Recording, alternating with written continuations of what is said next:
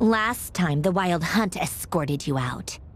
Would you rather I handled it myself this time? We just wanted to, see how you were doing now that it's all over. Why? Out of concern for my safety?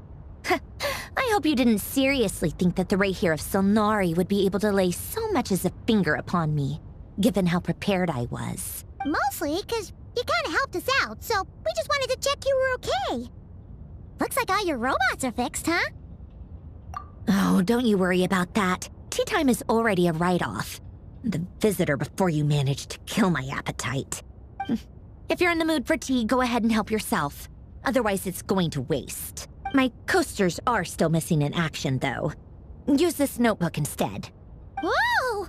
Pretty hefty notebook. Look at all those calculations. You can ignore those. They're just dumb scribblings.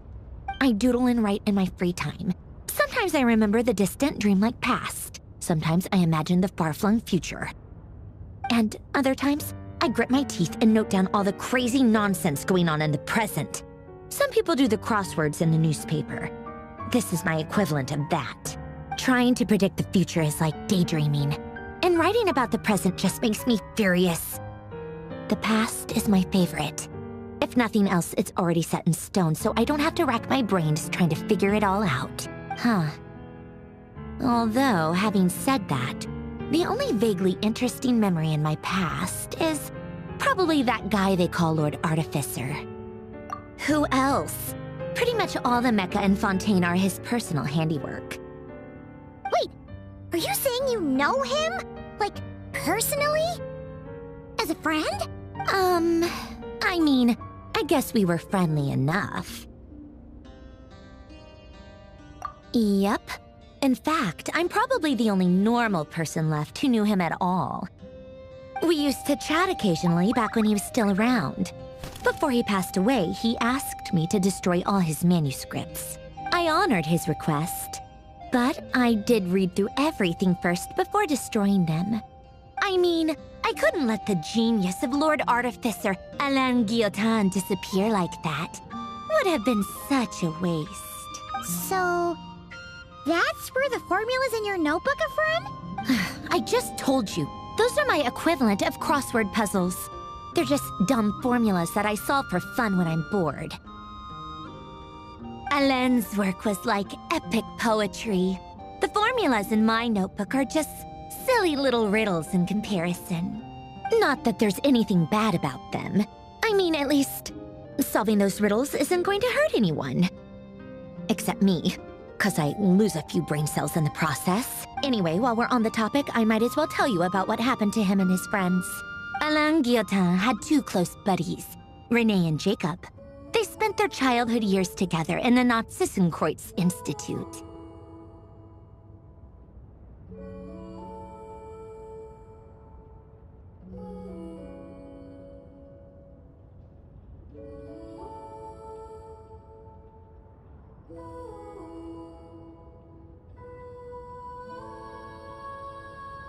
They were all quite competitive, so there was some rivalry between them, but it was a friendly rivalry.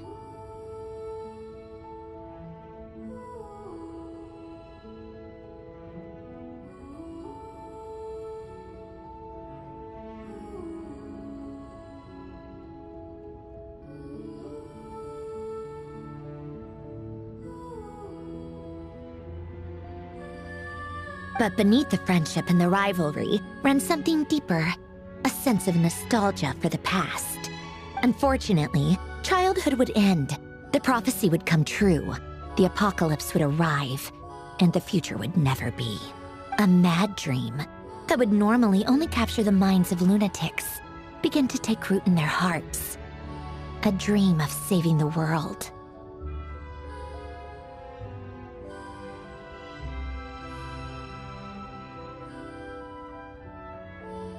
And if Renee and Alain had been people of lesser wits, that dream would probably have ended up as something for them to joke about in their older years.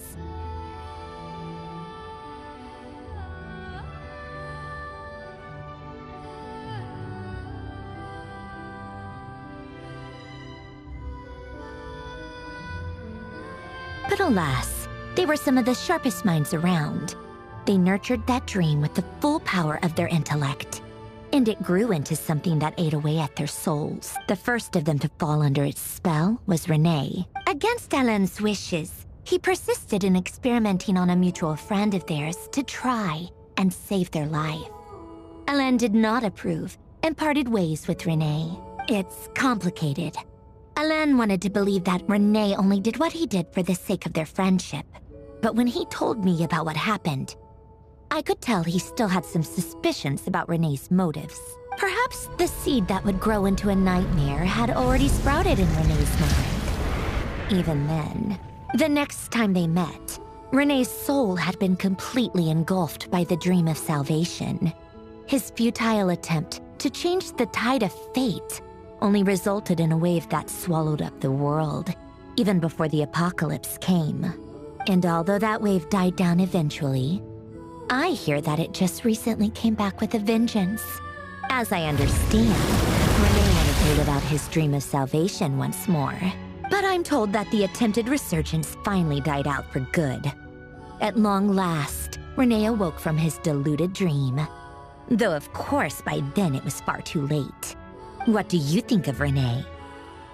Do you admire his transcendent genius? His view that any price was worth paying to achieve the lofty goal of saving the world?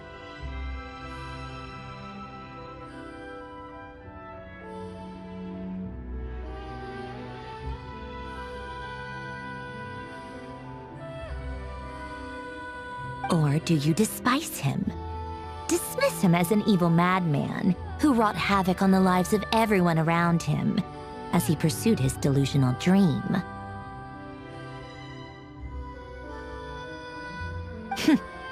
Same difference, really. Just a matter of perspective. What a cop-out. But I suspect you'd have a more incisive and insightful answer if we dug into it further.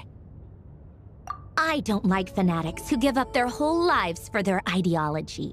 Nor do I like fools who let their delusions take control. Maybe I could understand if René had just been an ordinary person. But he had a sage-like intellect, and still managed to get himself lost in the labyrinth of his own desires. Anyway, that's enough about René. Now, moving on to Alain Guillotin, the Lord Artificer. He managed to put a stop to the first storm whipped up by René. But after that, Alain lost his friends and family. To his credit, I suppose, the loss of his family and friends was purely a tragic accident. It's not like Alain sacrificed them for his cause or anything. After that, the only thing supporting his work was the same dream that had dragged his closest friend down to the abyss. But although the desire to save Fontaine drove him to found the Fontaine Research Institute, Alain continued to reject any form of transcendental knowledge or power.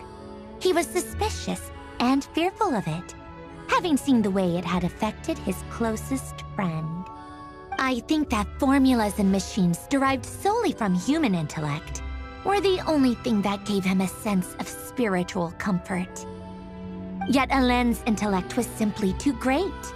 It barely left him space to breathe in his lifetime. Once he realized that the end of his life was approaching, he finally accepted the truth. The Narssisnkreuz Institute needed someone, and a human being, to see its story through to the end.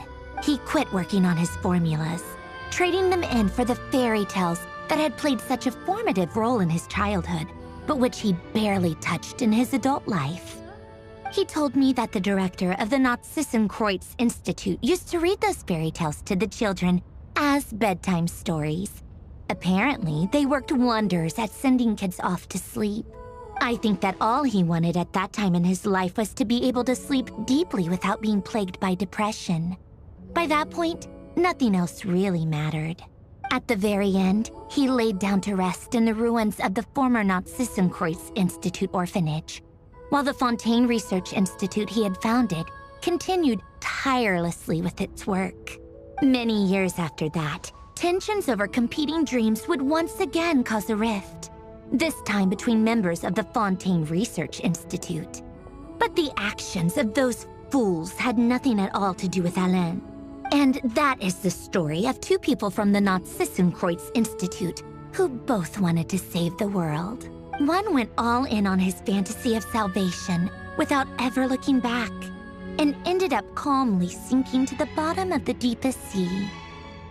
The other sought desperately to burn bright in his life, even though he wasn't sure where he was going. I do sometimes wonder, why is it that people like them have such grand hopes of saving the world? Even the grandest tree starts as a tiny seed.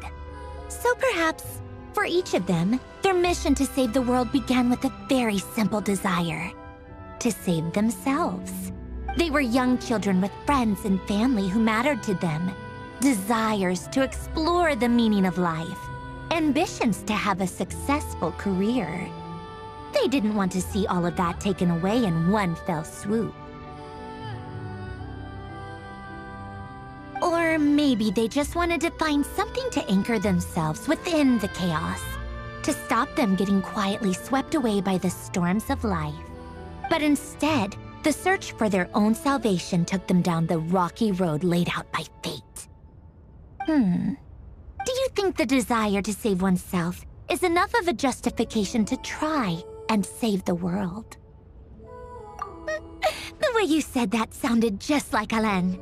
I asked him the same question back when he was in his prime, putting all of his energy into his work. He gave the exact same answer as you did. No elaboration, just a quick short answer before getting right back to his work. He was, "All right, tea time's over. I owe Arlecchino a favor for telling me these stories. I'll have to bring a whole sack of gifts the next time I visit the House of the Hearth. I'm gonna go tinker with Polonia now. You guys can do whatever you want, as long as it doesn't involve interrupting me." Polonia, exit hibernation mode. Begin diagnostics.